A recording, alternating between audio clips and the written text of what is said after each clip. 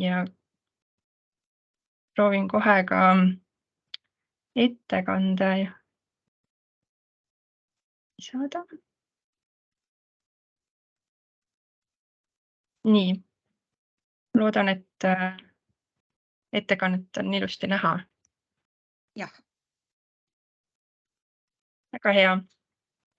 Mina siis Kertu Sapelkov Keskkonnaministeeriumi keskkonnakorralduse osakonnast ja siis tänasel veebiseminaril annangi teile ülevaate siis peamistest pakendiseaduse muudatustest, mis on siis seotud ühekordse plasti direktiivi siis ülevõtmisega Eesti õigusruumi. Et sellel aastal siis direktiivi ülevõtmise protsess sai Eestis läbi ja esimesed seadusemuudatused siis jõustuvad 1. maist. Lisaks pakendiseadusele tegelikult muutsime ka jäätmeseadust ja tubakaseadust, aga tänasel veebiseminaril just keskendume pakendiseaduse muudatustele, et maikuus toimub eraldi siis veebiseminar ka jäätmeseaduse muudatuste kohta.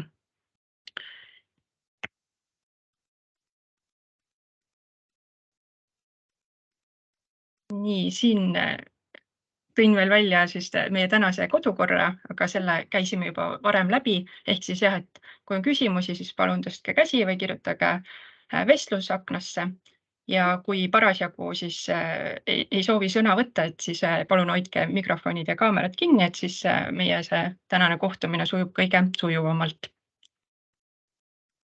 Ja tänases ülevaates siis räägin sellest, et miks Euroopa Liidus ühekordse plasti direktiiv sai kunagi vastu võetud, milliseid tooteid see puudutab, millised on rakenduvad nõuded ja millised siis on nende nõuete rakendumise ajakava. Võimalik, et mõned teist on juba sarnast ettekannet minu poolt varem kuulnud, aga siis see ongi võimalik siis veel kord meelde tuletada või üle kuulata ja kes siis kuulavad seda esimest korda, siis saavad võib-olla muudatustest parema ülevaate.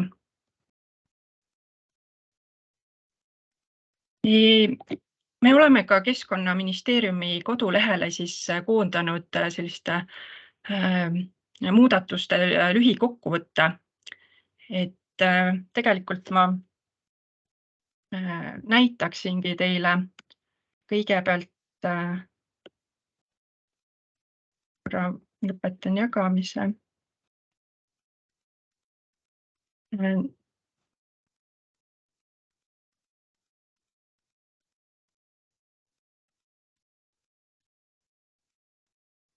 Nii.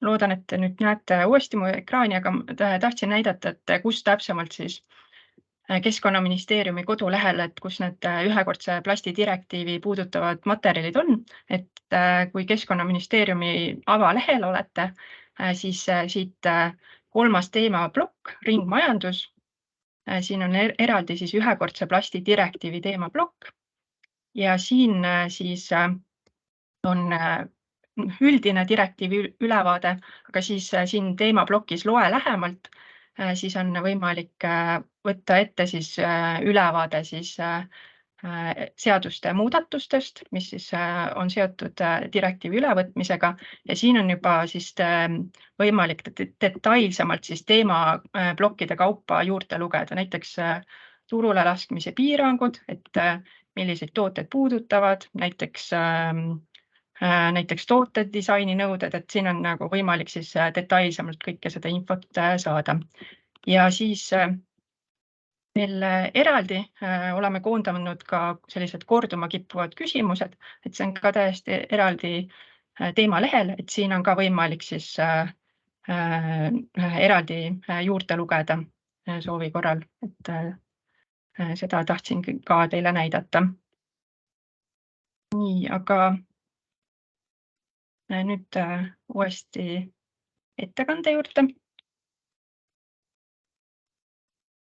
Kõigepealt võib-olla sissejuhatuseks ka ülevaade meie pakendi valdkonnast, et kuivõrd täna keskendume ennekõike pakendiseaduse muudatustele, et siis ülevaade ka pakendi valdkonnast. Pakendijäätmete teke Euroopa Liidus on suur, et see ulatub umbes 80 miljoni tonnini aastas ja aegade jooksul on järjest kasvanud, siis hoolimata sellest, et järjest on kasutusele võetud kergemaid pakendimaterjale. Ja alates siis 2007. aastast on ühe elaniku kohta siis umbes 10% pakendijäätmete teke kasvanud. Ja kui vaadata veel trende, siis 20 aasta jooksul on vähenenud siis klaas- ja metallpakendite kogused ja kasvanud plast- ja paberkartongpakendite kasutamine. Ja järjest enam on kasvanud ka selliste ühekordselt kiirelt tarbitavate toodete ja pakendite kasutamine. Eestis meil tekib aastas umbes 200 000 tonni pakendijäätmeid ja nendest veerandi moodustavad plastpakendijäätmed. Ja ühe inimese kohta me Eestis tekitame aastas umbes 160 kilogrammi pakendijäätmeid.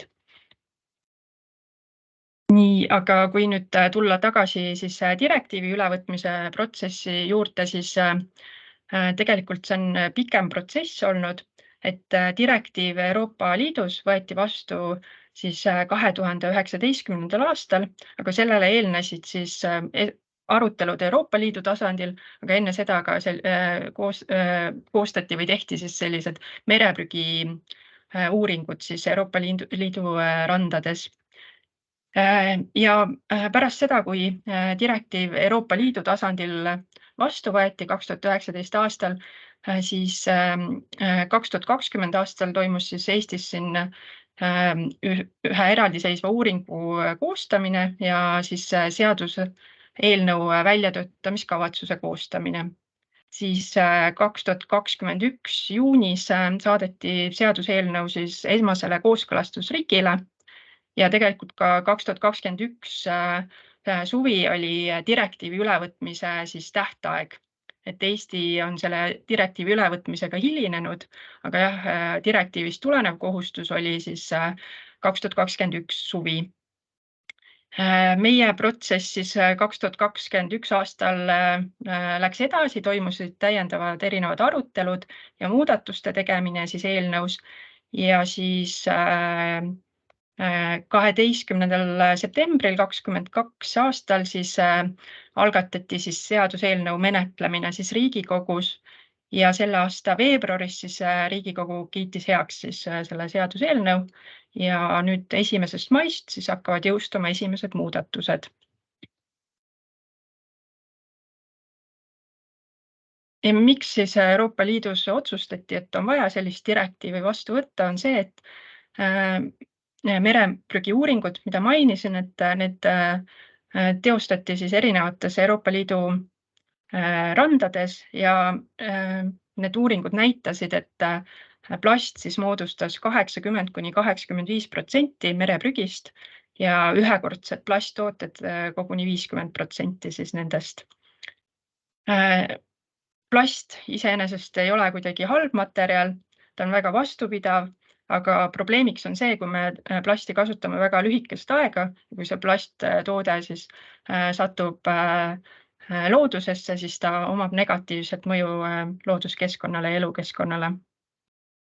Ja selleks, et siis edaspidi vältida ja vähendada siis seda mereprügi ja mereprügis seda plasti osakaalu, siis selle ühekordse plasti direktiiviga keskendutigi siis sellise 10 mereprügis enim levinud plasttootele ja analüüsiti iga toote puhul, et millised on need ennetamise ja vältimise meetmed, et selliseid siis plastesemeid enam mereprügi hulka tulevikus ei satuks. Ja direktiivil ongi 2 sellist suuremat eesmärki. Ühelt poolt siis eesmärk vältida ja vähendada siis teatud plasttoodete mõju keskkonnale ja eelkõige siis veekeskkonnale ja inimese tervisele. Ja siis teine suurem eesmärk on siis edendada üleminekut ringmajandusele. Ja siin pildi peal ongi välja toodud siis sellised 10 kõige sagedamini siis Euroopa randades leitud plasteset, et siin on nii näiteks sigaretikonid kui ka toidupakendid, söögiriistad, vatitikud. Ja nagu eelnevalt mainisin, siis Euroopa Komisjon siis analüüsis igat siis seda tootegruppi eraldiseisvalt ja siis kirjeldas ära siis meetmeid, mida tuleks rakendada. Toodete puhul, kus nähti, et näiteks, et turul juba on olemas mõnest muust materjalist säästvamad alternatiivid, otsustati, et neid tooteid tulevikus ei olegi enam vaja, et nendele tuleks rakendada siis turustamise piiranguid. Ja toodete puhul, kus siis näiteks veel ei ole säästvamaid alternatiive, siis otsustati rakendada näiteks liigiti kogumise kohustust või mõningaid näiteks tootedisaini nõuded, näiteks joogipudelitel siis kinnitatava korgi nõue, kuivõrd tegelikult ka joogipakendite korgid siis olid ka üks selline enim siis prügiliik siis nende mereprügi hulgas, siis leiti, et selleks, et need korgid edaspidi, et neid ei oleks mereprügi hulgas, et nendele tuleks rakendada siis tootedisaini nõudeid, aga kõiki neid meetmeid ma tutvustan ka lähemalt juba varsti. Siin slaidi peal ongi siis välja toodud need enam levinud siis ühekordselt kasutatavad plasttooted, millele siis direktiiv keskendub. Nendeks on siis nii toidupakendid, joogitopsid, vatitikud, söögiriistad ehk siis noad, kahvlid, lusikad, taldrikud, joogikõrred, jookide segamispulgad, aga ka õhupallid ja õhupallide varred, pakid ja pakkematerjalid, joogipakendid, tubakatoodete filtrid, niisutatud salvrätid, hügieenisidemed, tampoonide aplikaatorid, õhukesed plastkandekotid ja eraldi on välja toodud ka vahtpolüstüreenist toidu- ja joogipakendid ning joogitopsid. Nüüd siis nii-öelda tumedamalt on siin slaidil välja toodud siis need tooted, mille osas siis on otsustatud Euroopa Liidus, et nende turule laskmine keelustatakse ära. Ja lisaks turupiirangutele rakenduvad ka näiteks märgistusnõuded teatud toodetele, tootedisaini nõuded, liigiti kogumise eesmärk, aga ka tarbimise vähendamise kohustus teatud toodetele, laiendatud tootjavastutuse temaatika on eraldi ja ka teadlikkuse suurendamise eesmärgid. Ning nüüd siin tabelis ongi kokkuvõtlikult siis kõikide tootegruppide puhul toodud välja, et millised on need konkreetsed meetmed, mis konkreetsele tootegrupile rakenduvad.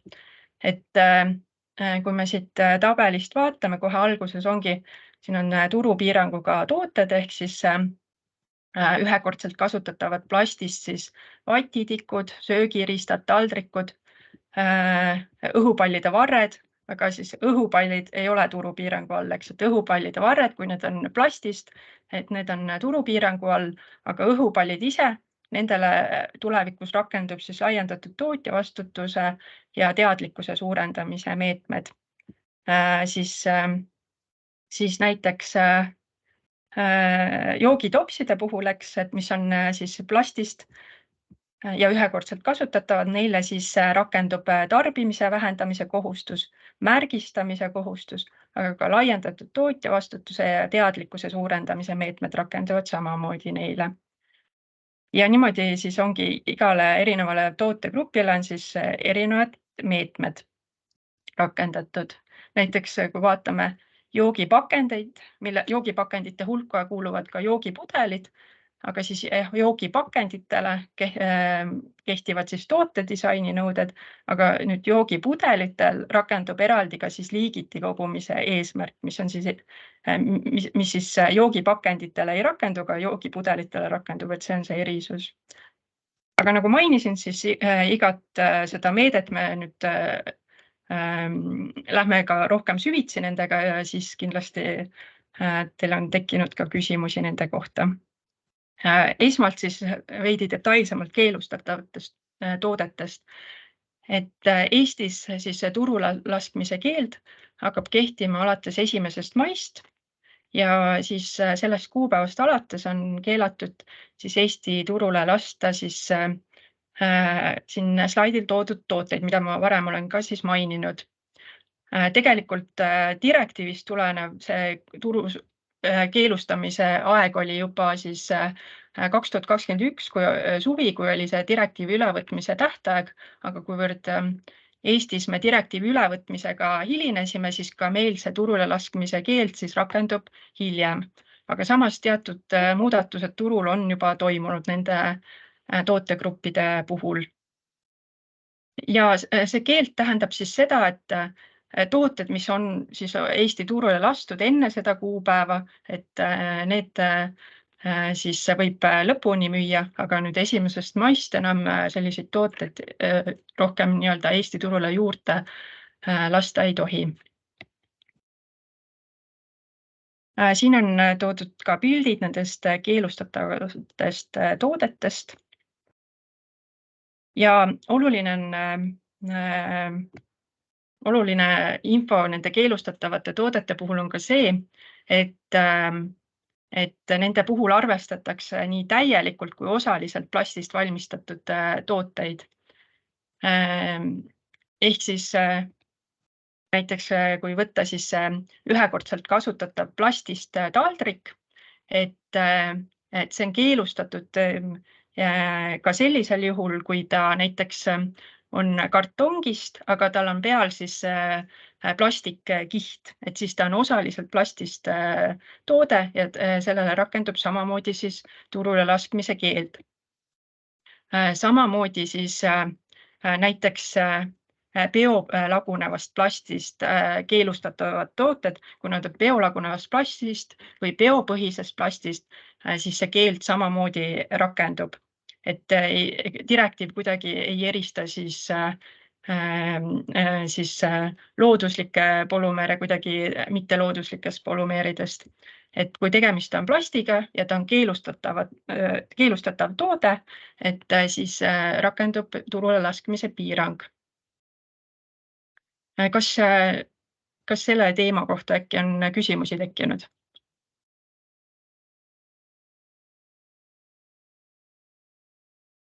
Nii. Kellelgi tõusis just käsi püsti. Et Mati. Mati, palun, sa võid otse mikrofoni rääkida. Tere. Hallo, on mind kuulda? Ja, on hästi kuulda. Küsimus selline, et selle ühekordse plasti direktiivi aluseks on nii-öelda uuring Euroopa randades. Kas Eesti Keskkonnaministeerium on ka Eesti rannas mingit uuringut teinud?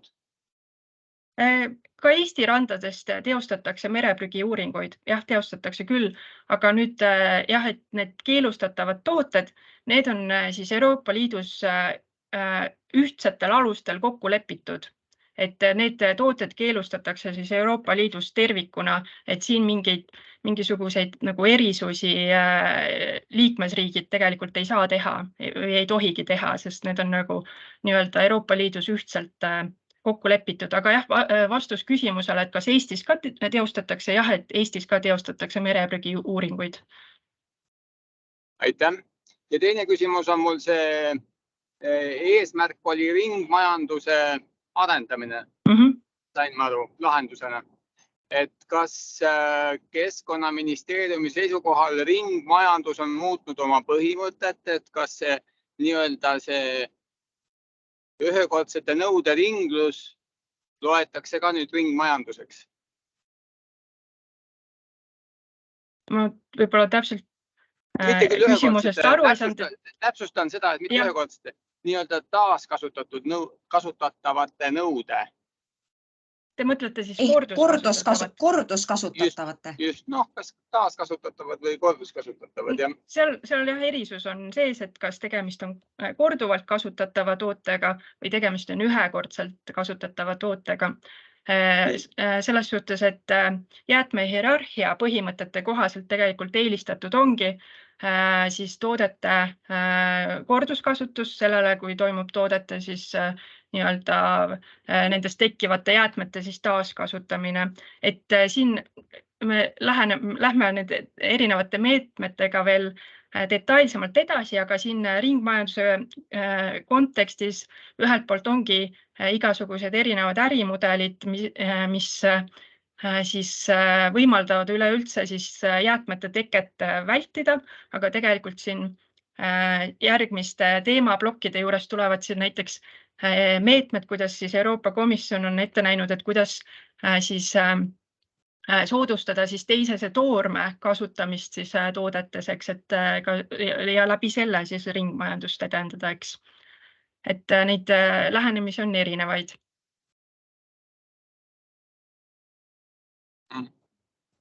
Aitäh, siis veel tuleb seda teemat täna. Aitäh.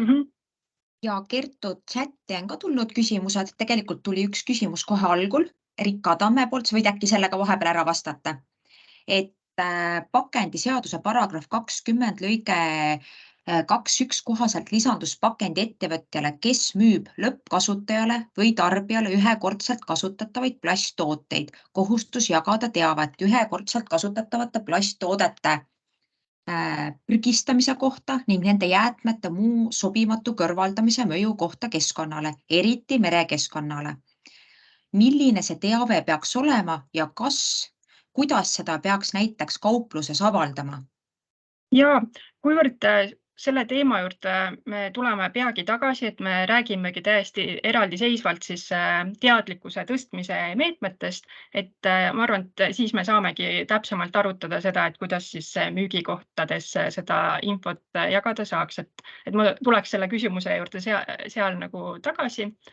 Aga ma sain aru, et veel üks küsimus oli. Ja, et tundmatu on esitanud küsimuse, see ei ole ju loogiline, et kui kasutan biolagunevaid tooteid, siis ikkagi on keelatud. Milleks siis üldse teadlased looduslikke materjale leiutavad?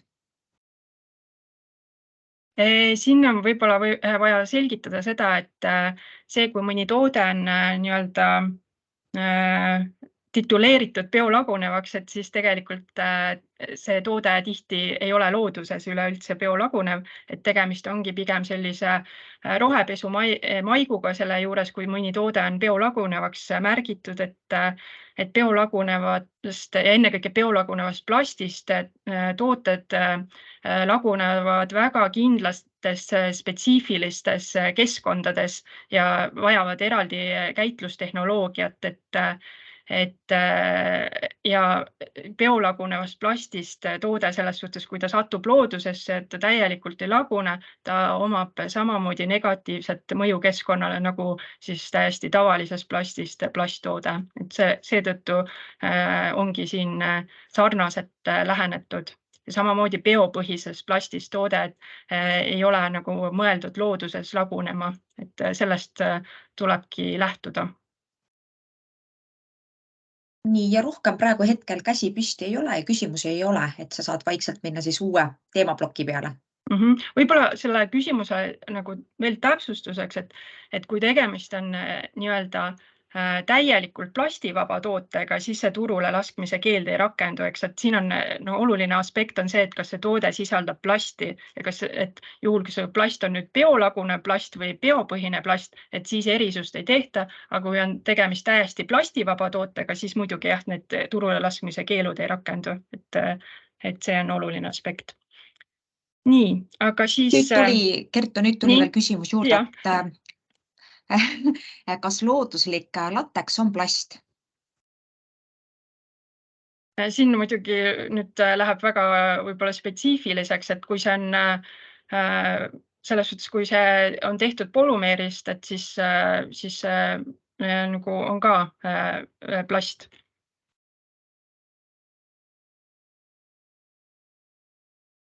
Nii, aga siis liiguksime siis nende erinevate rakenduvate nõuetega edasi. Et ja just rääkisin siis nendest nii-öelda turule laskmise keelu alla kuuluvatest toodetest, aga nüüd pakendi valdkonda puudutavad ka mitmed teised rakenduvad nõuded, mis on näiteks toidupakenditele, joogitopsidele, pakkidele, pakkematerjalidele, joogipakendite, joogipudelitele, õhukestele plastkandekottidele nagu rakendatavad ja nendest nüüd hakkamegi detailsemalt rääkima, aga selleks, et paremini aru saada, et milliseid tooteid, millised meetmed puudutavad, et siis pakendiseaduses on ka defineeritud siis erinevad plasttoote liigid ja nüüd selgitangi siis seda, et mida teatud liigi all on silmas peetud. Et ühekordselt kasutatav plastist joogipakend on siis kuni 3 liitrit siis vedelikku mahutav joogianum. Joogipudel kuulub samamoodi joogipakendi alla. Ta on siis joogipakendi nii-öelda alamliik, aga joogitops, siis, mis on ka mõeldud joogi mahutamiseks, joogitops siis ei kuulu joogipakendite hulka. Ja rakenduvad meetmetes rakenduvadki eraldi joogipakenditele, joogipudelitele ja joogitopsidele. Ja siis nii joogipakendite kui joogipudelite puhul on siis mõeldud kuni 3 liitrit siis vedelikku mahutavaid siis pakendeid. Ja siis on eraldi siis plasttoote liik on ühekordselt kasutatav plastist toidupakend. Selle all on peetud silmas ennekõike selliseid kuju hoidvaid siis karpe, kas siis kaanega või kaaneta. Ja oluline aspekt on see, et selle pakendi sees on siis kas siis koha peal tarbimiseks mõeldud või kaasavõtmiseks mõeldud siis valmis toit, mida siis ei ole vaja kuidagi täiendavalt töödelda, kuumutada, soojendada, et teda on võimalik nii-öelda tarbida täpselt sellisel kujul, nagu ta seal pakendis on. Et näiteks kui seal pakendis on selline toode, mida on vaja mikrolaineahjus soojendada, siis see konkreetne toode siis selle toidupakendi mõiste alla ei lähe. Aga selle alla näiteks kuuluvad siis erinevad kiirtoidupakendid, juhul kui nad on sellised kuju hoidvad, eks. Näiteks salatid, erinevad võileivarapid, aga ka näiteks värsked puuviljad, näiteks kui nad on karpi pakendatud, aga ka köögiviljad ja erinevad näiteks magustoidud. Aga selliseks toidupakendiks siis ei loeta näiteks sellist kuivtoitu sisaldavat pakendit, mida näiteks, kuhu on vaja näiteks keevat vett veel peale valada või lihtsalt näiteks kui on lihtsalt selline kuivtoit, näiteks kaerahelbedeks, et kuna neid ei ole võimalik otse tarbida, selleks, et neid tarbida, tuleks nendes kaerahelbestes midagi nii-öelda edasi teha, et siis sellised pakendid ei loeta siis toidupakenditeks. Et oluline ongi, et toidupakend on selline kuju hoidev, et ta säilitab oma kuju ka siis, kui see toit sealt välja võtta. Teda ei ole kuidagi võimalik painutada. Ja toidupakendiks ei loeta siis rohkem kui 1 inimese portsjonit sisaldavat pakendit või siis 1 inimese portsjonit sisaldavat pakendit, mida müüakse rohkem kui 1 kaupa, näiteks sellised siis 4 pakid või kus ongi võimalik üksnes nagu 4 kaupa mingit toodet osta, et siis sellist siis toodet ka ei mõelda siis toidupakendi all. Siis eraldi liik on ka selline painduvast materjalist pakk ja pakkematerjal, ehk siis siin all mõeldakse ka, et kui see on plastist, siis painduvast materjalist pakk ja pakkematerjal, et ta on sarnaselt siis toidupakendile on see, et selles pakis või pakkematerjalis peab olema siis koheseks tarbimiseks mõeldud valmis toit. Aga erisus siis selle toidupakendiga võrreldes on see, et see pakk ja pakkematerjal ei ole siis kuju hoidev, ehk siis ta on nagu kokku siis volditav. Kui see toode sealt nii-öelda ära tarbida, siis ta ei hoia enam seda esialgset kuju. Ja ta ei ole siis sellisest jäigast materjalist nagu toidupakend. aga muidu see oluline aspekt, et mõlemas peab olema selline valmis toit, mis on koheseks tarbimiseks, et see on sarnane siis, et näidetena on toodud näiteks siis erinevad näiteks krõpsud, sellised, mis on painduvast siis materjalist pakises, küpsised, maiustused, aga ka pagaritooted, kui nad on sellises painduvas materjali pakendatud. Et sellised näited on siin siis toodud. Ja eraldi siis liik on ka siis õhuke plastkandekott ehk siis selline siis mõistame selle all sellist siis poekilekotti, eks. Ja Euroopa Komisjon on koostanud ka eraldi sellise juhendmaterjali, mille link on siin slaidi peal toodud, et see juhendmaterjal siis toobki välja erinevad sellised näidised, et mida tuleks arvestada selleks, et kui näiteks tekib küsimus selle kohta, et kas teatud toode kuulub siis ühte või teise tootekategooriasse, millised siis nõuded talle rakenduvad, et siis see juhendmaterjal on siis selline hea materjal, millest siis lähtuda. Ja siin olengi sellest samast juhendmaterjalist välja toonud siis näidise, et siin ongi siis siin vasakul pool on siis näited siis, et toidupakendist ja siis paremal pool siis painduvast materjalist, pakist ja pakkematerjalist, ehk siis üks on selline kujuhoidev ja teine siis ei ole kujuhoidev. Ja nüüd konkreetsemalt siis nende toodetele kehtivatest nõuetest, et kõigepealt märgistamise nõuded. Et märgistamise nõuded tegelikult kehtivad juba siis 2021. aasta 3. juulist, kuivõrd need on paika pandud siis otsekohalduva rakendusmäärusega. Ja selle märgistuse eesmärgiks on siis ühelt poolt tarbijat teavitada sellest, et konkreetne toode üldse sisaldab plasti ja teiselt poolt siis suunata siis tarbijaid korrektselt neid jäätmeid käitlema. Et oluline on silmas pidada seda, et kõik plastpakendid ei pea sellist märgistust omama, et ainult teatud siis tootegrupid on siis selle märgistuse nõude all.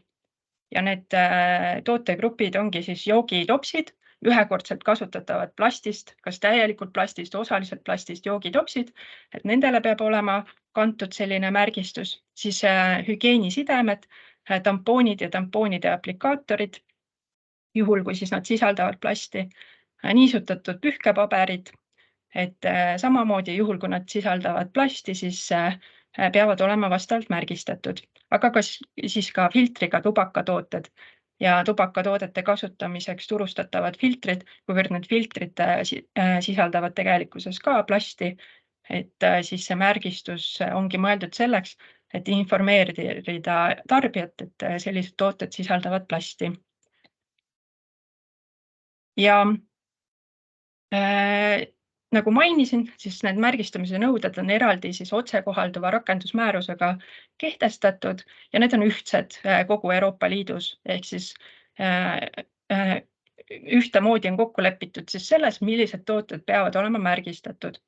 Oluline on ka see, et märgistus peab olema siis selle liikmesriigi ametlikus siis keeles, mille turule on plaanis seda toodet lasta.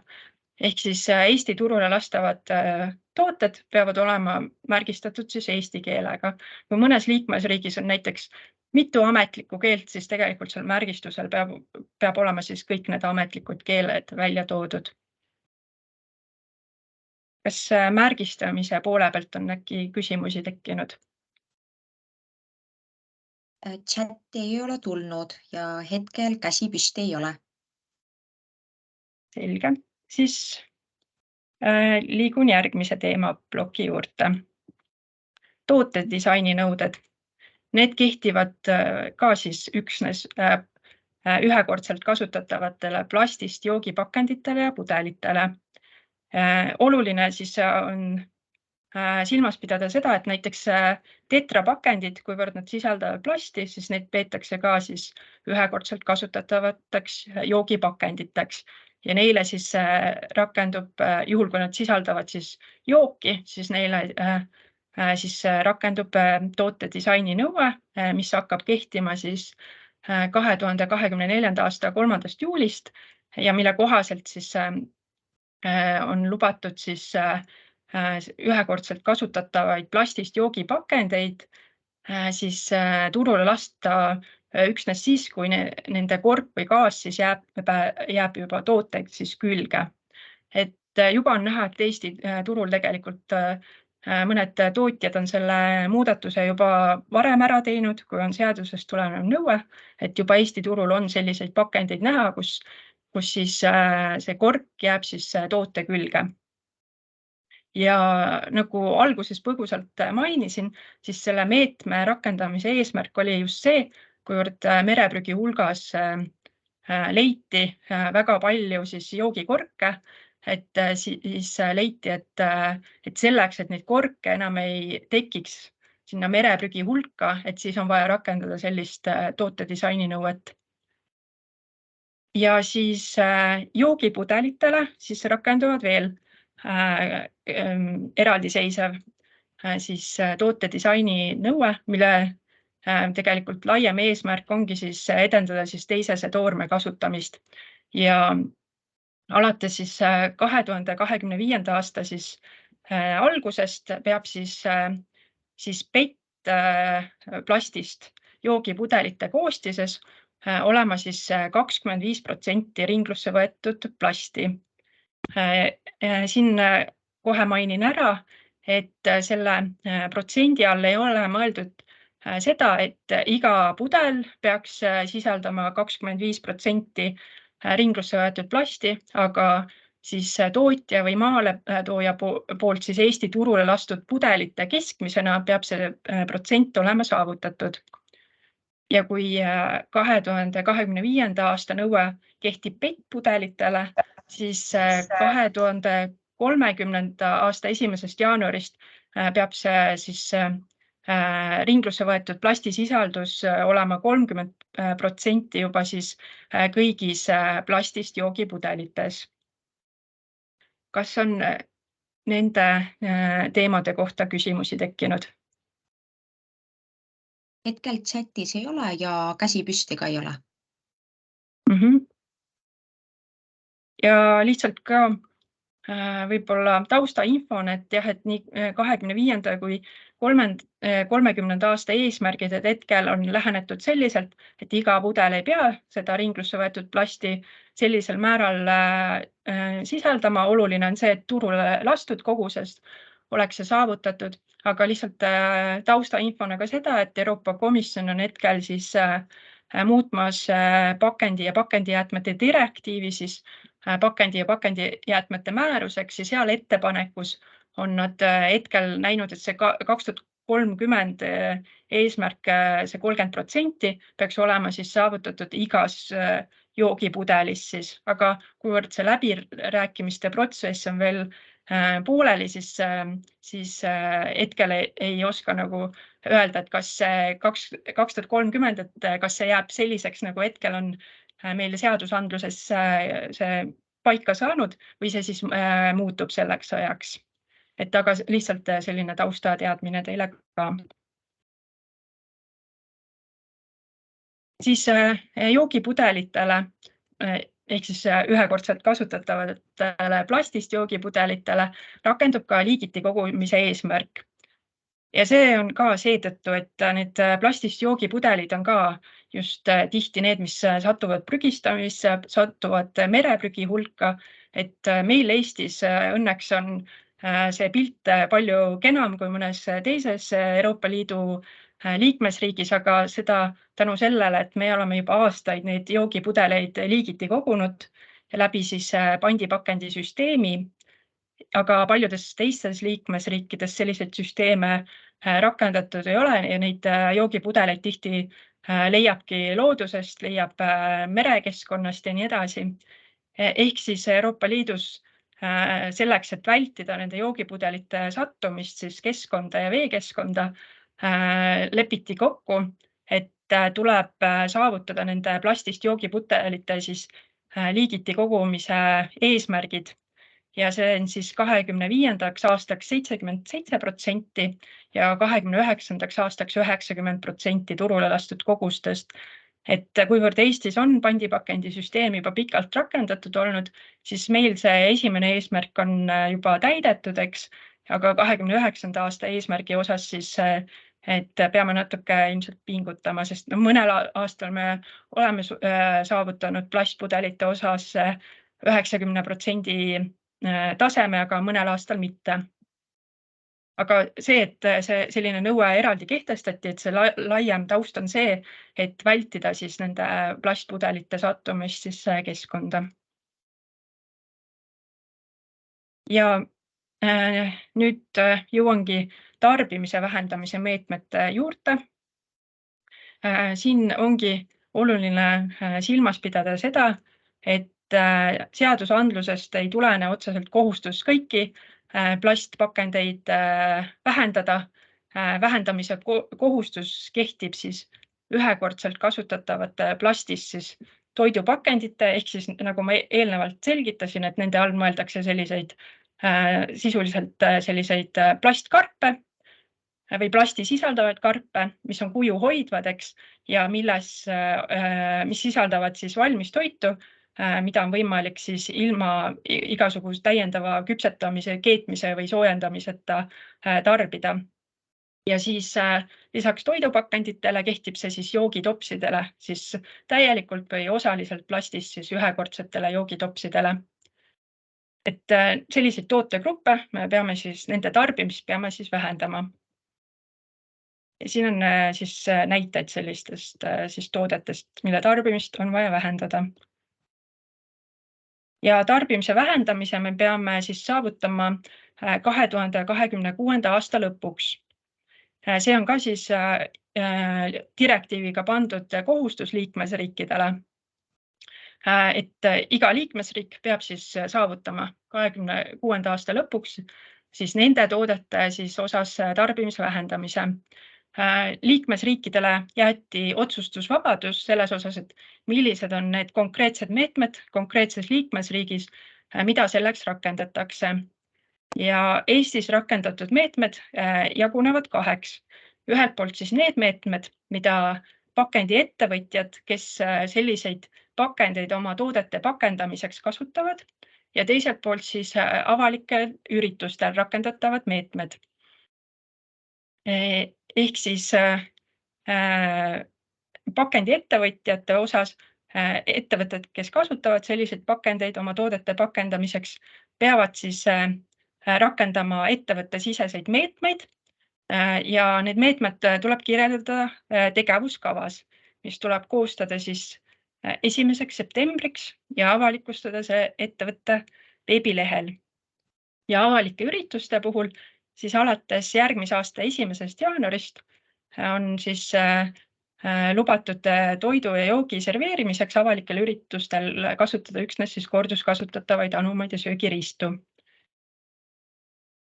Ja nüüd räägin nendest kahest erinevast meetmest siis ka täpsemalt. Pakendiettevõtjatele rakenduvatest nõuetest, et lisaks meetmete rakendamisele siis alates 1. maist siis pakendiettevõtja, kes siis, keda siis sellised tooted puudutavad, peab siis oma müügikohas andma siis lõppkasutajale ja tarbijale infot siis korduskasutatavate toidupakendite ja joogitopside olemasolust ja infot ka selle kohta, et kas ja millistel tingimustel siis müügikoht aktsepteerib siis müügipakendisse pakendamata valmistoidu ja joogi müümist siis tarbija siis enda toidupakendisse või joogitopsi. Ja siis ja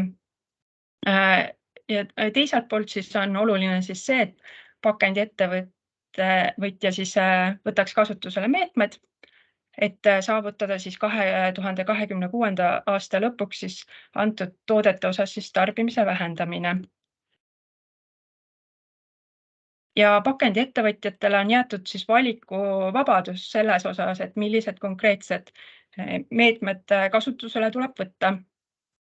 Ja need võivadki varieeruda siis tegevusvaldkondade kaupa, ja selleks ongi paindlikud võimalused, et kuivõrd ettevõtete iseloomud võivad väga erinevad olla, mõni pakendiettevõtja näiteks tegeleb üksnes võib-olla valmistoidu ja joogi kaasamüügiga tarbijatele, aga siis on näiteks pakendiettevõtjad, kes pakendavad valmistoitu näiteks kusagil tootmisliinide kaudu, eks.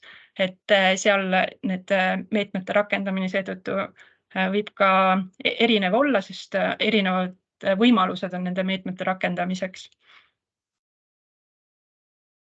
Ja nagu mainisin, et meetmete kirjeldamiseks tuleb koostada siis tegevuskava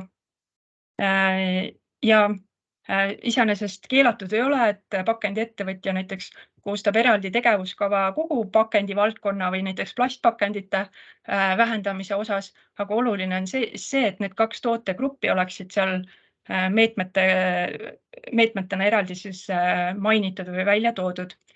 Ja siis see tegevuskava siis tuleb avalikustada ettevõtte veebilehel selle olemasolul, et selle all mõeldakse seda, et kui ettevõttel ei ole kodulehte või veebilehte, siis selleks, et see tegevuskava avalikustada, siis seda kodulehte ei pea selleks tegema. Aga kui pakendiettevõtjal on veebileht olemas, siis seal veebilehel tuleks siis see tegevuskava siis avalikustada. Ja see tähtaeg on siis 1. september. Ja nende siis tootegruppide osas ehk siis ühekordselt kasutatavad plastist toidupakendid ja joogitopsid, nende kohta siis on vaja ka eraldi arvestust pidada ja riiklikus pakendiregistrisse andmeid esitada. Ja see andmete esitamise vajadus on seetõttu, et Eesti peab ka siis Euroopa Komisjonile hakkama siis aru andma, et kui palju selliseid tooteid tarbitakse ja kuidas siis nende vähenemine on siis ajas toimunud. Ja esimene periood, mille kohta siis andmeid on vaja esitada, on siis 2023 aasta. Ja need andmed siis esitatakse 2024. aastal. Aga vabatahtlikult on võimalik pakendiettevõtjatel esitada andmed ka 2022. aasta kohta. Näiteks kui mõni pakendiettevõtja on juba näiteks asunud tarbimise vähendamise meetmeid juba varem rakendama, kuivõrd direktiiv näeb ette, et vähenemine tuleb saavutada võrreldes 2022. aastaga, et siis vabatahtlikult on pakendiettevõtjatel võimalik ka need andmed esitada.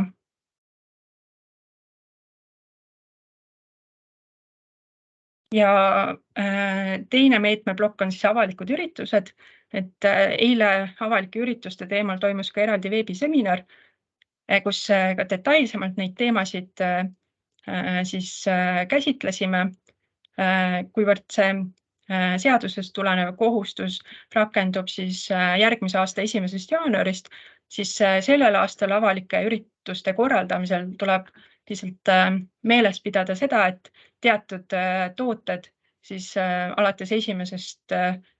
maist sellest aastast, et teatud tooteid enam Eesti turule ei tohi lasta. Et nendega siis lihtsalt tuleb avalike ürituste korraldamisel arvestada, et lihtsalt teatud tooteid enam ei tohiks Eesti turul olla või toimub selline üleminek, aga jah, et juhul kui need tooted on siis lastud turule enne 1. maid, et siis jah, need võib siis juba ka lõpuni kasutada. Ja siis järgmise aasta algusest alates siis kehtib nõue, et avalikel üritustel siis on lubatud toidu ja joogi serveerimiseks kasutada siis korduskasutatavaid anumaid ja söögiriistu. Et see nõue ei tähenda seda, et näiteks, et joogid peavad olema nendel avalikel üritustel kõik pakendatud korduskasutatavatesse pudelitesse, aga kui seal avalikul üritusel toimub joogi väljavalamine, siis see tuleb välja valada siis korduskasutavatesse siis topsidesse või joogianumatesse. Ja avaliku ürituse mõiste all mõeldakse siis korrakaitseseaduses defineeritud avaliku ürituse mõistet, milleks on siis avalikus kohas toimuv ja avalikkusele avatud siis lõbustusüritus, võistlus, etendus, kaubandusüritus või muud selle sarnast inimeste koosolemist. et kui tegemist on eraüritusega, siis seadusest tulenevad kohustused kuidagi ei rakendu. Ja see, et kas on avalikkusele avatud või mitte, selle all mõeldaksegi seda, et kas sisuliselt igalühel on võimalik sellele üritusele juurdepääs saada, kas siis tasuta või tasu eest, või see üritus on mõeldud suletud ringile inimestele, millel on näiteks eraldi näiteks kutsed saadetud, et kus igat inimest, et ei oodata sinna, et ongi selline suletud seltskond ikkagi. Et selle alusel on võimalik siis eristada see, et kas on avalikkusele avatud või mitte. Nii, kas tarbimise vähendamise meetmete osas on äkki küsimusi? Siin on, Matil on käsi püsti ja chatis on ka küsimusi. Et Mati, palun küsi oma küsimus ära. Küsimus selle vähendamismeetme kohta, et varem on olnud info, et võrreldakse 2023 ja 2026. Kas on midagi muutunud, et on 22 ja 26?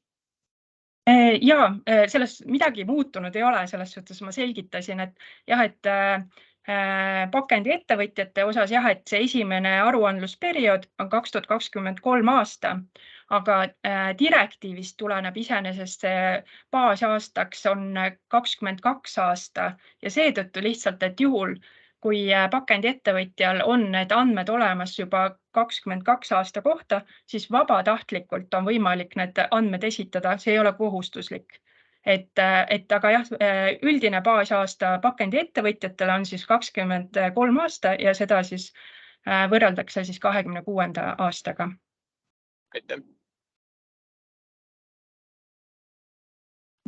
Ja võtame nüüd chatist järjest siis. Siit on tulnud, et Maris Rüütli küsis juba ennem, et valdavalt satuvad ilmselt loodusesse plastist joogipakendid, mis on seotud mõnest muust riigist, soetatud mõnest muust riigist, Lätist, Soomest või teistest riikidest. Kas ja kuidas võideldakse selliste pakendite loodusesse sattumise vastu? Ja, et nõustun, et tõepoolest, et teatud juhtudel võivad tõepoolest sellised tooted olla pärit teistest riikidest, et ühelt poolt, mis ongi see, et tegelikult Euroopa Liidus ka, et mitte küll selle ühekordse plasti direktiiviga, aga nüüd järgmise pakendimääruse ettepanekuga tegelikult Euroopa Komisjon ikkagi soovib, et joogipudelitele tegelikult üle Euroopa Liidu siis tuleks rakendada kõikides liikmesriikides siis pandipakendisüsteemi sisuliselt, eks, et just, et vältida nende loodusesse sattumist. Ehk siis, kui on need süsteemid on sarnaselt kõikides liikmesriikides, see ka kindlasti aitab siis seda teadlikkust tõsta, aga samamoodi tegelikult selle teadlikkuse tõstmise poolega siin erinevad osapooled, nii Keskkonnaministeerium riigi poolt, aga ka näiteks taaskasutusorganisatsioonid ja nii edasi tegelevad. Ehk siin tegelikult ongi see teadlikkuse tõstmine on hästi oluline, et isegi tänasel päeval näiteks, kui see joogipudel on mõnest teisest riigist ostetud, eks, et seda ei ole võimalik pandipakendisüsteemi tagastada, siis selline pakend tuleks vähemalt siis pakendi konteinerisse tagastada, eks, et kindlasti loodus ei ole see koht, kuhu selline pakend siis viia. Ja Kertule jutule lisaks võin öelda, et tegelikult meil just oli Lätiga Interregi Backdepo projekt, kus tehti ka piloot, et juba seda taarat, mis tekib nüüd Lätis või Eestis, et vähemalt saaksid siin Balti riigid omavahel siis taaraautomaatidesse ära anda. Et tegelikult me omalt poolt juba piloteerisime ja tegelikult see täitsa toimis, et Valga-Valka piloodiprojekt oli. Nii, aga siis Rika Tamm on küsinud, kas see vähendamise kohustus kehtib ka näiteks jogurtitopsidele? Jogurt vastab iseenesest justkui toidupakendi tingimustele. Jah, et tõepoolest, et kui see jogurt on siis pakendatud sellisesse topsi, et siis see jah, toidupakendi mõiste alla liigitub. Ja Sirje Potissepp küsib, et jätkuvalt tekitab muret, et toiduainete degustatsioonid minianumatega. Et jah. Ja, jah, meenuski, et tegelikult meil oli sellel teemal juttu ka siis Toiduliiduga infoseminaril, et ma tean, et oli küsimus näiteks selles osas, et kui toimub see degusteerimine näiteks kauplustes, eks, et kus otseselt seal kaupluses ei toimu näiteks mingisugust avalikku üritust, samal ajal mingit kaubandustegevust või midagi sellist, aga toimubki tavapärane lihtsalt kaubanduses, näiteks mõni ettevõte siis pakub siis külastajatele oma toodet proovida, et siis selline degustatsioon, et see ei liigitu siis avaliku ürituse mõiste alla, aga kui nüüd selline toodete degusteerimine toimub siis mingisuguse suurema ürituse raames, et ongi näiteks mingisugune kaubandusmess, kuhu on siis nagu avalikkusele juurdepääs, et sellisel juhul siis need nõuded rakenduvad, et eilsel veebiseminaril oli ka juttu sellest, et kas turul olevatel korduskasutuslahenduste pakkujatel on olemas siis alternatiive sellistele väikestele degustatsioonidele, eks, et siis tegelikult oli teenusepakkujate poolt küll välja toodud erinevad võimalused, et mida siis sellistel juhtudel kasutada saaks. Ja Sirje tõstis ka käe. Sirje, palun, et küsi otse mikrofoni lisaks. Ja aitäh, Kertu, et natukene läks kergemaks, aga mitte eriti. Aga küsimus veel selline, et messid on kahesugused. Messid on professionaalidele, kus avalikkusele, nii-öelda tavainimesele ja juurdepääs puudub ja messid on ka tavalistele inimestele nii-öelda avatud. Et võib-olla kas siin ka, ega te seda teemat üle ei osanud käia? Ja, et kui tegemist ongi näiteks sellise messiga, mis toimub näiteks, et need osalejad saavad ainult kutsete alusel sinna juurdepääsu, eks, et seal ei toimu kuidagi ma ei tea, eraldi nagu nii-öelda ei ole võimalik kuidagi eraldiseisvalt sinna juurde pääseda, et siis sellisel juhul see seadusest tulenevad kohustused ei rakendu, aga kui jah, et kui on see selline avalik üritus definitsiooni alla minev see nii-öelda mess, kus on avalikkusele see nii-öelda avatud, kõigil on võimalik see juurdepääs kuidagi saada, kas tasu eest või tasuta, et siis need nõuded rakenduvad. Okei, ma toon hästi lihtsad näited, et Grillfest, see on kõigile avatud ja tasuta, et seal edaspidi peaks kasutama siis korduskasutust ja Tallinna toidumess, mis on ikkagi nagu professionaalne toidumess, et seal siis justkui peaks seda tegema. Ja, kui seal näiteks nii-öelda juurdepääs on näiteks kutsete alusel. Ja, just. Ja, aitäh. Siis on chatti tulnud küsimus ka Riina Jürgensoni poolt, Jürgensilt, et kuidas arvestatakse ühekordse pakendi vähendamist. Kui näiteks ettevõtte kasvab, müük suureneb oluliselt, siis justkui ühekordse plasti kasutamine ka suureneb. Samas tehakse aktiivselt tegevusi, et korduskasutatava pakendi osakaal tõuseb 7% 30%-ni. Ja, väga õige küsimus, et siin ma tahangi rõhutada seda, et ühelt poolt jah, et ettevõtetel on kohustus siis tegevuskava koostada, kus on meetmed välja toodud ja teiselt poolt siis pakendiregistrisse toimub andmete esitamine. Kindlasti ei vaadata nagu seda tarbimise vähendamist ainult nagu selle info põhjal, mis siis nagu sinna pakendiregistrisse nii-öelda edastatakse, sest tõepoolest seal võib jääda nagu vale mulje sellest, et kas ja mis on siis ettevõttes nagu päriselt toimunud, et ehk siis neid esitatud andmeid vaadatakse koos siis nende rakendatud meetmetega, et saada see tervikpilt siis selle kohta, et kas ja mida siis ettevõte on teinud.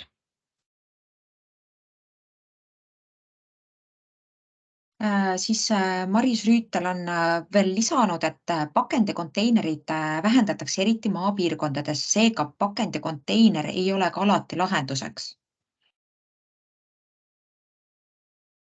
Ma saan aru, et see oli nüüd jätku küsimus sellele, et kui see joogipudel satub loodusesse ilmselt.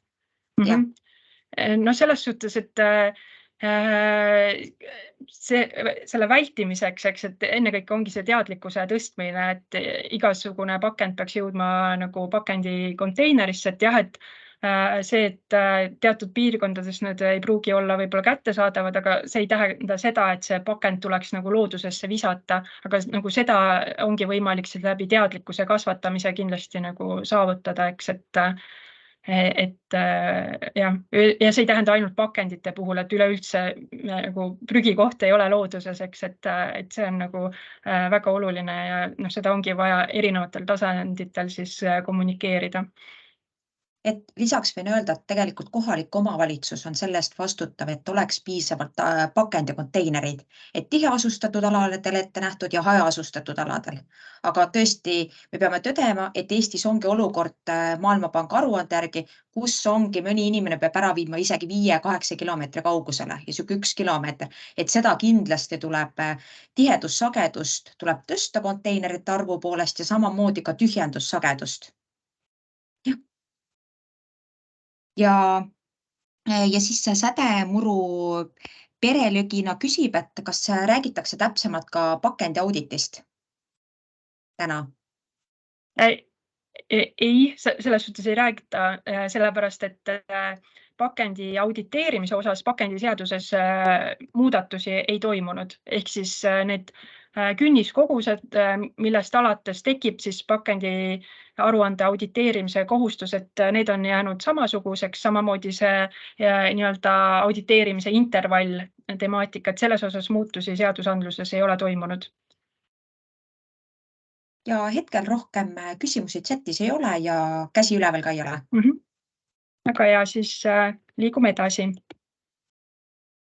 Laiendatud tootja vastutuse temaatika, et see on siis samamoodi midagi, mis tuleneb direktiivist. Meil pakendi valdkonnas juba on tootja vastutuse põhimõte rakendatud, aga näiteks jäätmeseaduse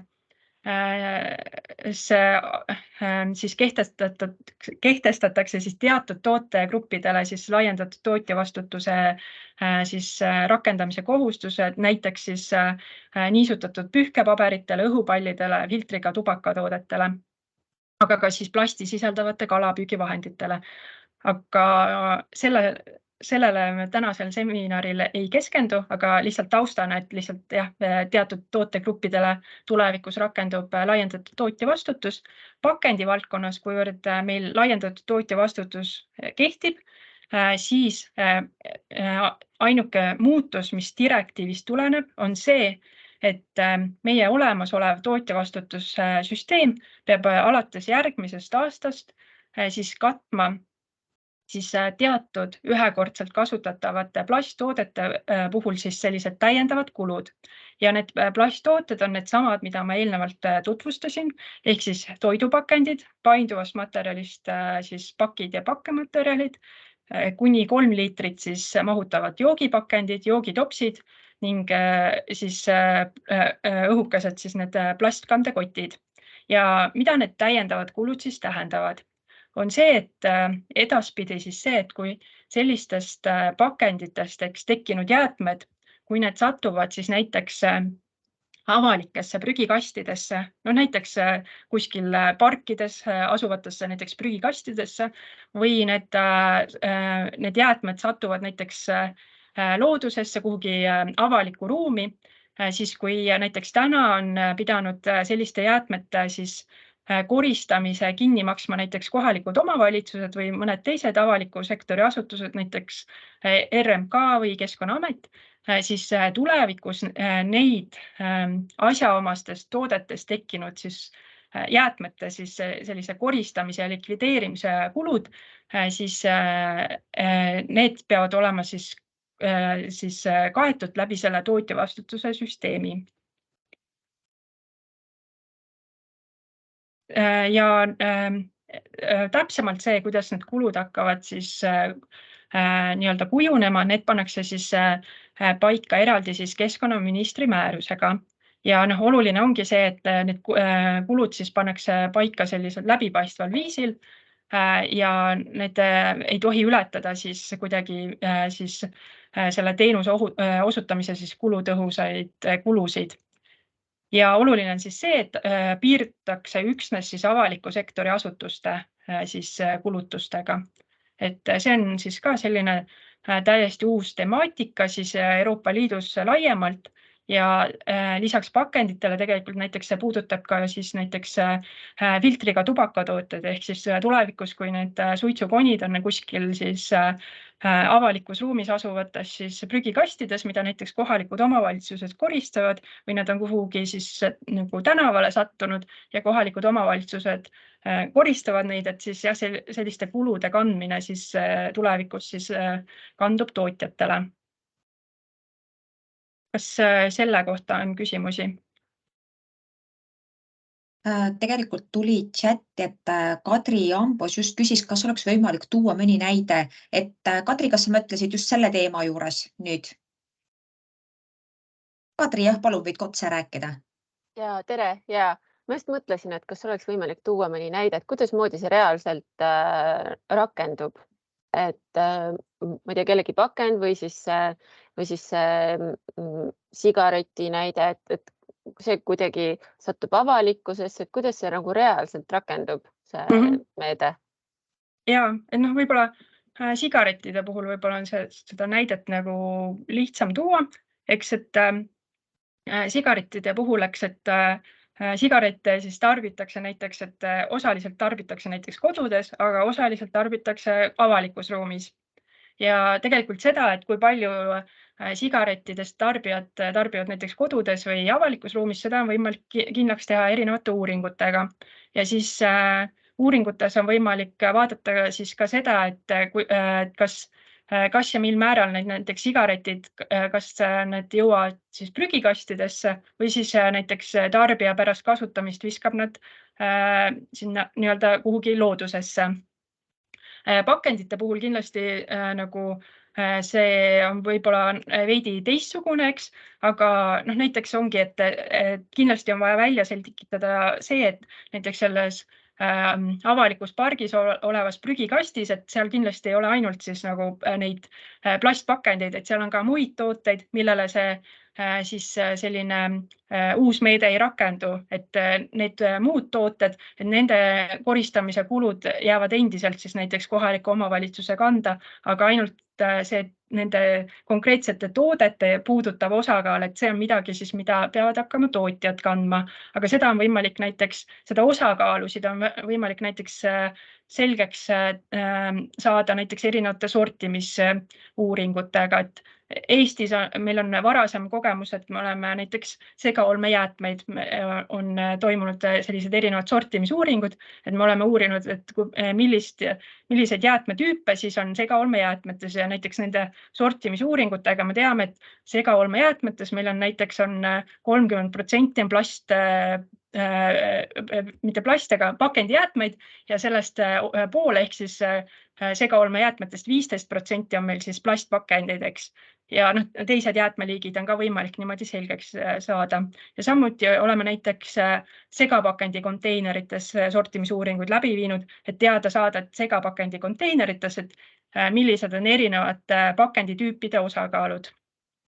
Et selliselt jah, et kuivõrd oluline ongi see, et on vaja teada täpse see nii-öelda osakaal sellest, et mida peavad siis teised osapooled hakkama tulevikus kandma nii-öelda, et siis see ongi vaja siis ka detailsemalt teada saada.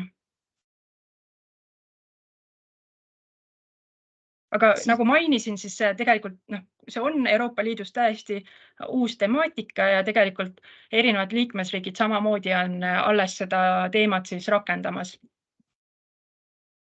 Ja nüüd tuli lisaks küsimus veel sigarettide filtrite teemal, et miks sigarettide filtreid pole niinimetatud keelustatud ehk miks ei sunnita tootjaid kasutama looduslikke materjale filtrite juures?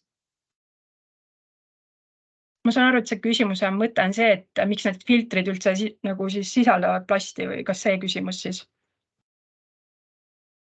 Aga selles suhtes, et isegi juhul, kui need filtrid oleksid nagu plastivabad, siis tegelikult tarbijate käitumisharjumus on ikka selline, et osad viskavad need siis kasutatud filtrid siis ilusti nagu korrektselt prügikastidesse ja osad viskavad loodusesse. Ja isegi kui ta on nagu see filter, isegi kui ta on plastivaba, siis seal on teisi ohtlikke ühendeid samamoodi, eks, et tegelikult see laiem eesmärk peaks olema ikkagi see, et need jäätmed, et ükskõik millest nad koosnevad, et nad ei peaks loodusesse sattuma, et see on kindlasti iga toote puhul, iga jäätmeliigi puhul see nagu esmane, et nad ei peaks loodusesse igal juhul sattuma, et olenemata sellest, et mis materjalist tehtud on. Ja Maris Rüütlil on veel küsimus eelneva teema kohta, et kas painduvast materjalist valmistatud pakkide ja pakkematerjalide puhul on siiski silmas peetud vaid toidu ja joogiga seotud materjale või näiteks ka seadmete pakendamiseks kasutatavat pakkekilet või muud sellist pakkematerjali? Ja väga hea küsimus, et sellest ongi vaja kindlasti nagu aru saada, et see puudutab ainult siis valmis toitu, see pakid ja pakkematerjalid, et see ei puuduta näiteks seda, kui näiteks pakkekile kasutatakse mingite transportimisel, mingite seadmete nii-öelda pakendamiseks või midagi sellisteks. See puudutab üksnes siis valmis toitu, mis on siis nagu sellises painduvasse materjali siis pakendatud. Ja siis ja võib-olla siis jah, oluline silmas pidada, et sellistel painduvast materjalist pakkidele, pakkematerjalidel, neile see vähendamise kohustus ei rakendu, neile rakendub see laiendatud tootjavastutuse temaatika, eks, aga tarbimise vähendamise kohustus rakendub üksnes siis sellistele kujuhoidvatele siis plastkarpidele sisuliselt. Ja hetkel rohkem küsimusi chatis ei ole. Ja käsi püsti ka ei ole. Aga siis Nii, üks tuli just veel lisaks. Nii. Et tuli jätku küsimused. Kuidas uus seadus sätestab tasuta pakendi prügi kogumiskonteinerite ümbruse korrashoiu? Täna oleme olukorras, kus kogu aeg ajavad avalikud kastid üle. Vedajad aga ütlevad, et pole nende probleem, KOV peab koristama. Ole õiglane, et rahvas peab maksma kinni läbi KOV-i erafirmade kasumi.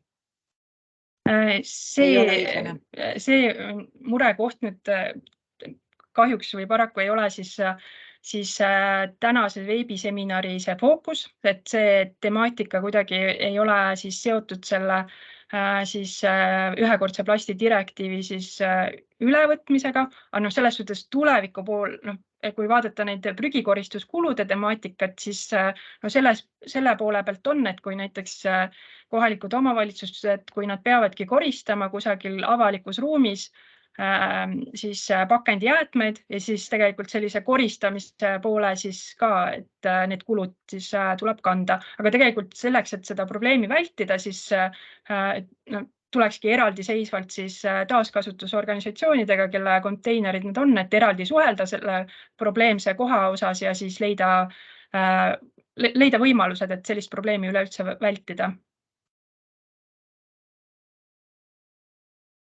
Ja hetkel nüüd rohkem ei ole. Ma näen, et Sirjel on vist käsi tõusnud. Ei, nüüd tuli praegu täpselt ja palun, võib otse küsida, et küsimuse autor küsib.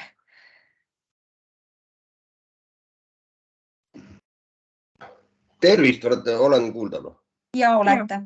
Väga hästi. Et jah, ma panin just selle KOV-i ja erafirmade kasumi teema sisse selle mõttega, et kui me nagu üritame vältida prügi tekkimist loodusesse, siis miks on nii, et me üritame seda teha ainult eraisikutega kaudu, erafirmade kaudu, aga samas need, kes on nagu kõige suuremad reostajad ja nad on kõige suuremad, sest need pakendi konteinerid ajavad kogu aeg üle, siis nemad lihtsalt on rahule jäetud ja nad saavad nagu tegutseda linna maa peal tasuta, samas ise igasuguse vastutuse vältimisega.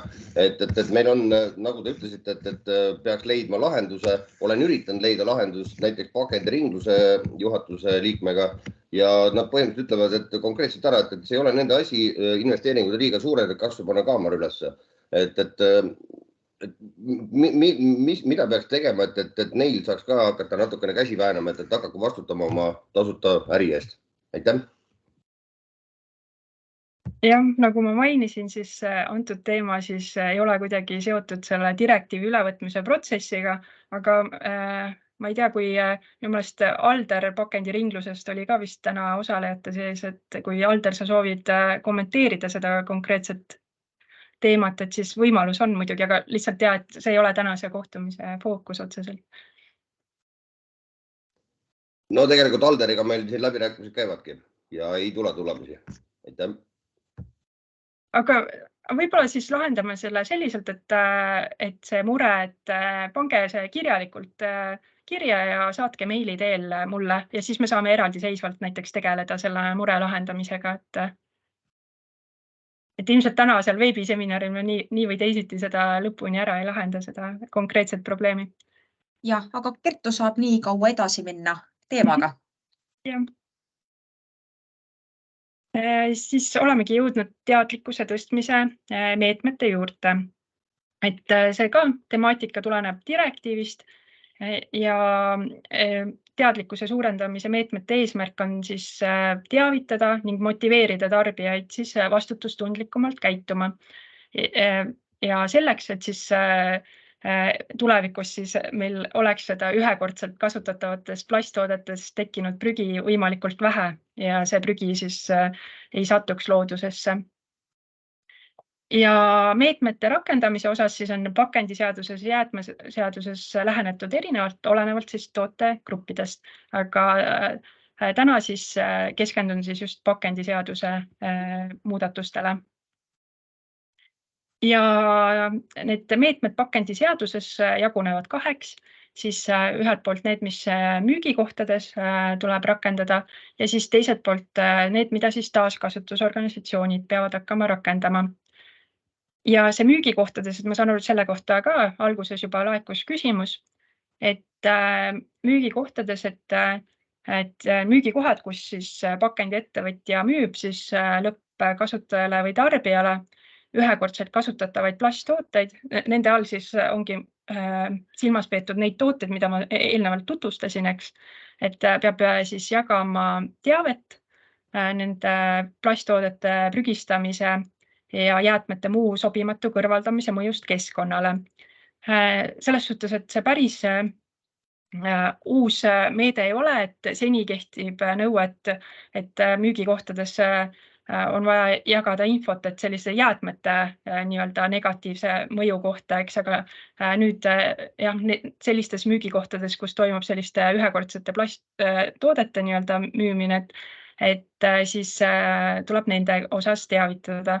Oli küsimus, et kuidas seda võiks teha, et siin on ka erinevaid võimalusi, et näiteks müügikohad, kus on võib-olla siseekraanid olemas või siseraadiod, siis on võimalik seal neid kanaleid kasutada ja teiselt poolt ma kohe jõuan selleni, et mis on taaskasutusorganisatsioonide kohustused, et siis tegelikult on võimalik müügikohtadel teha koostööd ka taaskasutusorganisatsioonidega ja näiteks oma müügikohtades levitada juba taaskasutusorganisatsioonide poolt koostatud selliseid teadlikkuse tõstmise infomaterjale.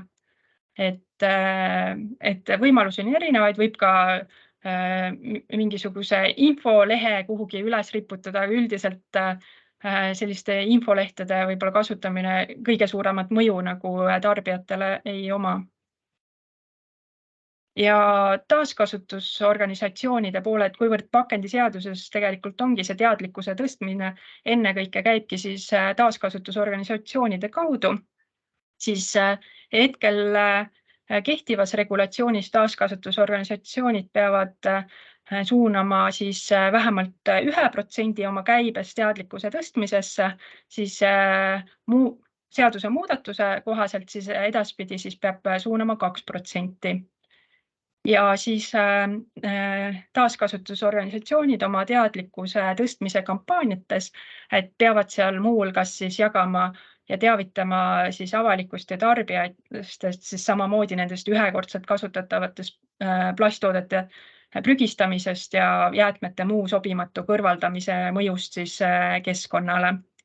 Ja lisaks siis pakendiseaduses on täpsustatud ka neid meediakanaleid, mida taaskasutusorganisatsioonid siis oma teadlikkuse tõstmise meetmete rakendamisel kasutama peavad.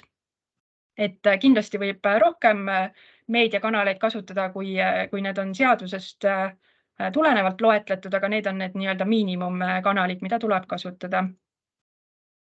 Ja nendeks on siis vähemalt üleriigiliselt levivad meediakanaleid, maakonna ja kohaliku omavalitsuse ajalehed ja välireklaam.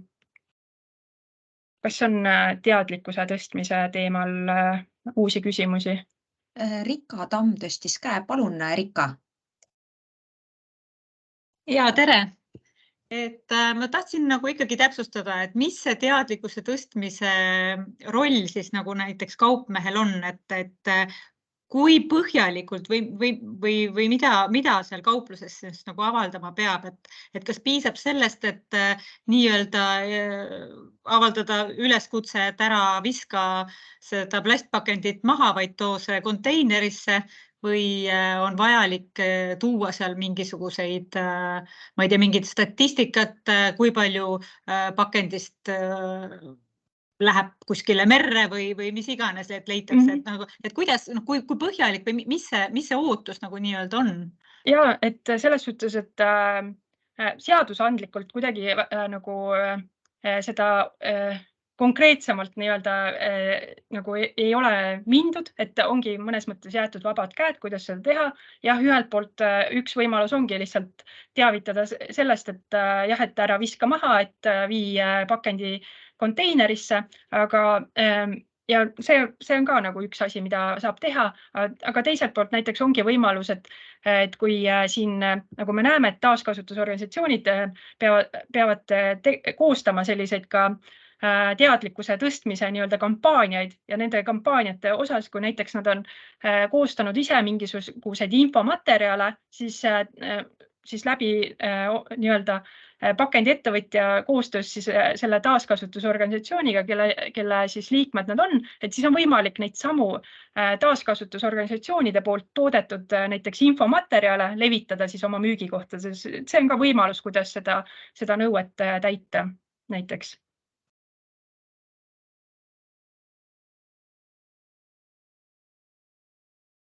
Et jah, selles osas ma julgustan müügikohti suhtlema enda taaskasutusorganisatsioonioniga ja siis näiteks leidma võimalusi, et kuidas müügikohtades oleks teadlikkuse tõstmise antud teemal võib-olla nagu kõige mõistlikum lahendada. Ja Alder on nüüd käe üles tõstnud. Palun, Alder. Aitäh, Kertu, väga sisuka ettekande eest, aga selle teavituse osas pakendiringlusel ja teistel TKO-del ka on müügikohtade jaoks tegelikult need materjalid olemas, et sinna tuleb natukene siis nüüd täiendada seda. Et täna on see, et vii pakend lähimasse konteinerisse on näiteks see, kuhu viia siis link, eks ole seal, et leida lähim pakendi konteiner, aga seda saab jah taaskasutusorganisatsiooni käest. Väga hea.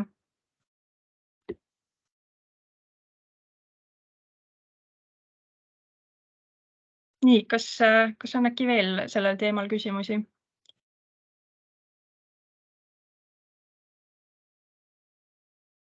Rohkem küsimusi ei ole, aga eelmise küsimuse jätkuks chatis Alder siis vastas ka, et tegelikult pakendipunktide ümbruse korrashoid pakenditest on taaskasutusorganisatsiooni kohustus ja muud jäätmed seal ümber siis on kohaliku omavalitsuse kohustus. Et siis see on ka vastatud. Ja hetkel chatti rohkem küsimusi ei ole tulnud ja käsi püsti ka ei ole. Saad jätkata. Väga hea. Siis toimusid veel mõningad muudatused, mis mõnes mõttes võib-olla ei ole päris uus temaatika, et ka näiteks ja see muudatus siis pakendi tagasivõtmisel, et ka varem oli pakendiseaduses siis postimüügiga tegeleva pakendiettevõtja osas oli selline nõue, et selline ettevõte peab teavitama siis lõppkasutajat ja tarbijat tema õigusest siis tagastada pakendi ja pakendijäätmed kauba üleandjale. Seda nõuet on mõningal määral natuke muudetud, ehk siis pakendiettevõtja, kes siis oma kauba kätte toimetamiseks kasutab siis postiteenust või mõnda sarnast muud siis nii-öelda kauba üleandjat, et siis tal on kohustus siis informeerida siis tarbijat lähimast siis tasuta pakendite ja pakendijäätmete tagastamise kohast. Siin osas piisab samuti sellest, kui jagada tarbijale infot, kuhu viia.ee kodulehest, et kus ongi võimalik kõige lähem koht leida. Ja siis teiselt poolt sellisel pakendiettevõtjal, tal on võimalus korraldada siis seda pakendi ja pakendijäätmete tagasikorraldamist läbi siis nii-öelda selle kauba üleandja kaudu, et võimaldades siis pakendi tasuta üleandmine siis sellele kauba viijale. Aga sellest siis tuleks lõppkasutajate tarbijat ette teavitada. Et sellised muudatused ka tehti. Ja muutusid ka teatud leevendused siis pakendiettevõtjale, mis seni kehtisid. Et ka juba varasemalt kõikidel pakendiettevõtjatel, kes Eesti turule pakendatud kaupasid lasid, oli kohustus siis pidada pidevalt arvestus siis turule lastud pakendimaterjalide koguste osas. Aga varasemalt siis, kuigi jah, sisemise aruandluse kohustus oli kõigil, siis alates siis 100 kilogrammist plastpakenditest ja 200 kilogrammist muust materjalist, kui see lasti aasta jooksul Eesti turule, et siis alates sellest kogusest tekkis siis kohustus pakendiettevõtjatel siis nii-öelda kokku koguda ja siis taaskasutusse suunata oma turule lastud pakendid ja siis teiselt poolt ka pakendiregistrisse tekkis andmete esitamise kohustus sellest piirmäärast. Et sellised piirmäärad siis kaotati ära ja siis edaspidi siis kõik pakendiettevõtjad peavad siis esitama andmed siis turule lastud pakendite osas. Ja samamoodi, et siis on kohustus tagada enda poolt turule lastud pakendite kokkukogumine ja siis taaskasutamine. Ehk siis sisuliselt seda laiendatud tootjavastutuse põhimõtet, et see kehtib siis kõikidele pakendiettevõtjatele ja oluline siis ongi see, et tagada siis enda poolt turule lastud pakendite siis see nagu käitlemise pool. Ja sarnast praktikat tegelikult on rakendatud ka teistes liikmesriikides, kus ka teatud ajani kehtisid teatud künniskogused, siis ka teistes liikmesriikides on sellistest künniskogustest loobutud. Et just see, et kõik siis ettevõtted panustaksid võrdselt. Ja muudeti ka siis plastkandekottide arvestuse pidamise korda, et varasemalt oli see arvestuse pidamise ja andmete esitamise temaatika seotud müügikoha suuruse järgi, aga tegelikult kuivõrd üsna viimastel aastatel üsna siis jõudsalt on arenenud ka nii-öelda e-kaubandus ja läbi selle samamoodi neid õhukesi plastkandekotte turule lastakse, siis on oluline, et meil oleks siis tervikülevaade kogu siis turust ja seda seetõttu, et peame siis Euroopa Liidule siis neid andmeid iga-aastaselt esitama. Nii, kas nende leevenduste teemal, et kas on küsimusi? Tegelikult on vahepeal tulnud veidi teisel teemal küsimused. Et siin on tulnud, et Reet Saarep küsib siis, kuidas toimub korduskasutatavate nõude kogumine ja pesemine näiteks väikesel külapeol. Kelle ülesanne see on, kas toitlustaja? See on nüüd jah natuke teist tüüpi küsimus, et ma saan aru, et see on seotud siis avalike ürituste temaatikaga.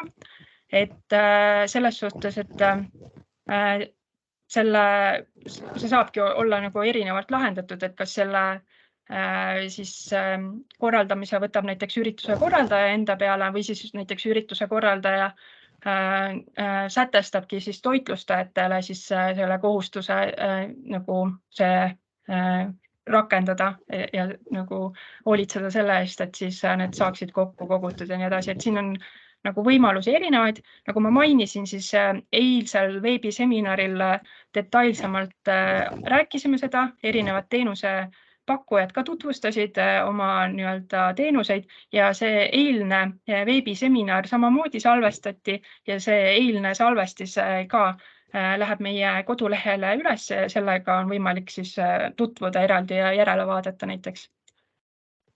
Ja Anneli Põldmaa on küsinud, et kuidas siis näiteks peab tarbijad, kes tellib toitu jaekauplusest pakendite kogumiskohta teavitama, tellitud kaubaga koos talle saatma paberileheinfoga või enne tellimist netist, et kuidas siis täpselt see protsess peaks välja nägema? See näiteks, kui on juba selles e-poes näiteks, et kui see tellimus on ära vormistatud, kui seal juba näiteks see info on välja toodud, et see on ka üks võimalus või siis see, et kui see tellimus on nii-öelda ära kinnitatud, et siis näiteks kui nii või teisiti näiteks läheb mingisugune arve nagu sellele tarbijale näiteks e-maili peale, et siis ka seal näiteks info välja tuua, et see on ka variant, et võib erinevalt kasutada seda. Lisaks on Roomia küsinud, et kas olen kohustatud osalema üritusel toitlustajana ringlussüsteemis, kui ma tellin endale ilusad korduskasutatavad pakendid, mida saab tagastada ainult meie juures, sest need praegused korduskasutatavad pakend, mida saab tagastada ainult, ühesõnaga, need ei ole nii kaunid, et nad eelistaks oma pakendit, korduskasutuspakendit, jah.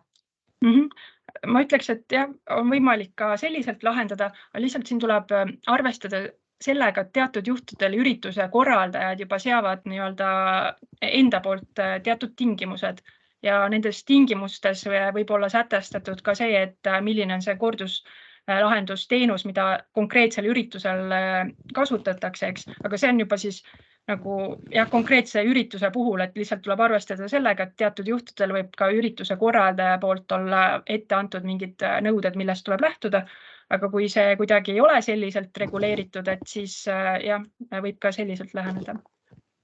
Ja siis tegelikult Avel on käsi püsti ka, aga Ave kirjutas chatti ja et kuidas e-poe puhul teavitada ostjaid pakendite taaskasutuse kohta, kas piisab, kui kodulehel on märge, et vaata, kuhu viia?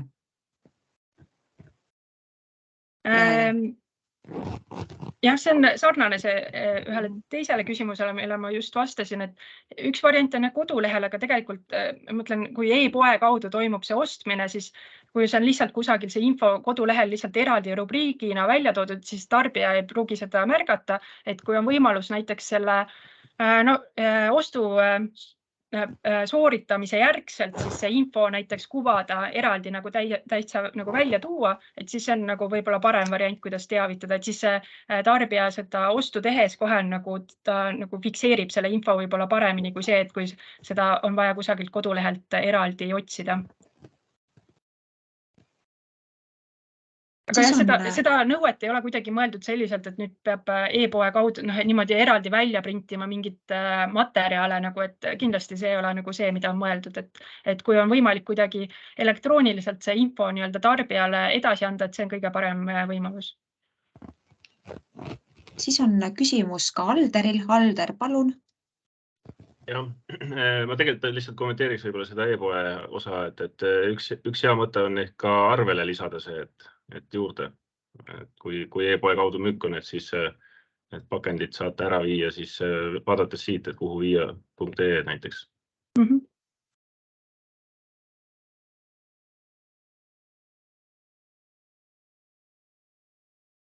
Siis on tulnud ka lisaks, et Anneli Põldmaa, et oletame, et tellitakse näiteks Bolti kaudu, pole klassikaline e-pood. Jah, ei ole klassikaline e-pood, aga samas selles suhtes see kauba üleandmine toimub samamoodi siis sellise nagu teenuse osutaja poolt ja samamoodi tegelikult võiks seda infot jagada ja tulekski jagada. Hetkel rohkem küsimusi chatis ei ole ja käsi püsti ei ole. Siis hakkame vaikselt jõudma seminari lõpupooleks, et olen välja toonud ka eraldi slaidil võimalikud toetusmeetmed, et riiklikult on meil plaanis siis uute SF21+ meetmetest toetada ringmajanduse tootmis- ja tarbimismudeleid, samuti siis on eraldi planeeritud tõesti jäätmeteke vältimise ja korduskasutuse meede ja siis et lihtsalt, kui need meetmed tulevikus avatakse, et siis on võimalik ka taotleda siis erinevate tegevuste rahastamiseks. Ja kokkuvõtteks olen toonud sellise ajakava, et see ajakava puudutabki siis just pakendivaldkonda. Et kui me siit algusest hakkame nii-öelda vaatama, siis need märgistusnõuded on siis need, mis meil juba kehtivad. Siis nüüd 1. maist meil rakendub siis teatud toodete puhul see turule laskmise keeld, siis müügikohtades siis sellise täiendava info jagamise temaatika, siis muutus kehtinud leevendustes ja ka siis teavituskampaaniate nii-öelda nõuete muutus, et hakkab kehtima siis 1. maist. Siis 1. septembrist siis see on siis see tähtaeg, mis ajaks tuleb siis koostada ettevõttesisene tegevuskava, siis ühekordselt kasutatavate plastist joogitopside ja toidupakendite siis vähendamiseks. Siis 1. jaanuarist 2024 hakkab kehtima siis need täiendavad tootjavastutuse kulud ja siis avalikel üritustel siis korduskasutatavate siis anumate ja söögiriistade kasutamise nõue. Siis 31. märts 2024 on siis pakendiregistrisse andmete esitamise tähtaeg. Siis järgmise aasta suvel 3. juulil siis jõustub siis see kinnitatava korginõue joogipakenditele. Ja siis 1. jaanuarist 2025 hakkab kehtima siis PET joogipudelites siis ringlusse võetud plastisisalduse nõue 25% ja siis joogipudelite liigiti kogumise määr 77%. 2029. aasta 1. jaanuarist siis see liigiti kogumise määr tõuseb 90%-ni ja siis 1. jaanuarist 2030 on siis ringlusse võetud plastisisaldus peab olema siis 30% joogipudelites. Et see on kokkuvõtlikult siis see, kuidas need nõuded rakenduvad ja milline on see ajakava. Ja olen toonud ka siis täiendava info, et seminari alguses näitasin ka seda, et kus täpsemalt Keskkonnaministeeriumi kodulehel need erinevad teemad asuvad, et kindlasti sealt on võimalik ka materjalidega tutvuda ja ka Euroopa Komisjoni suunisdokument annab sellise detailsema ülevaate antud teemast. Jõudsingi ettekandega lõpuni, et kui on veel küsimusi, siis vastan hea meelega. Hetkel ei ole chatti laekunud. Nii, kohe vist. Nii, tuli juba. Mari Niinemaa küsib, et väiketootja soetab pakkematerjalid pakendikeskusest, kes deklareerib pakendi ringlusesse laskmise. Väiketootja aruandlust esitama ei pea ju. Küsimärk.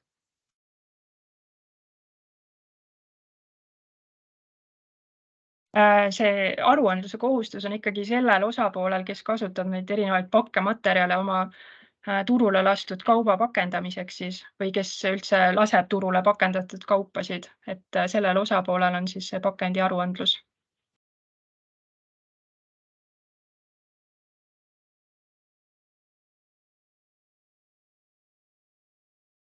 Kui kellelgi on küsimusi, võib otse mikrofoni ka küsida, et veel on hetk aega.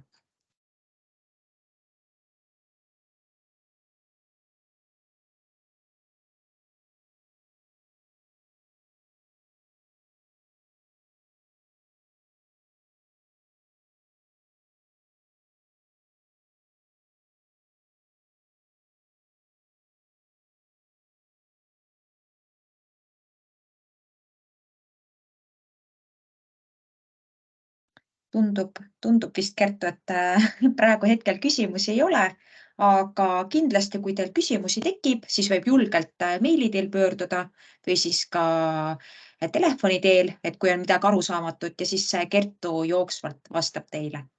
Jah, just. Ja nagu mainisin, siis see tänane salvestis, siis meil on plaanis Keskkonnaministeeriumi kodulehel üles panna ja samamoodi tänane ettekanne, et siis on võimalik soovi korral siis uuesti kas järele vaadata või siis nende materjalidega täiendavalt veel tutvuda. Aga suur aitäh kõigile osalejatele, et ma loodan, et sellest tänasest veebiseminarist oli teile kasu ja kui küsimusi on, võtke kindlasti julgelt ühendust. Aitäh!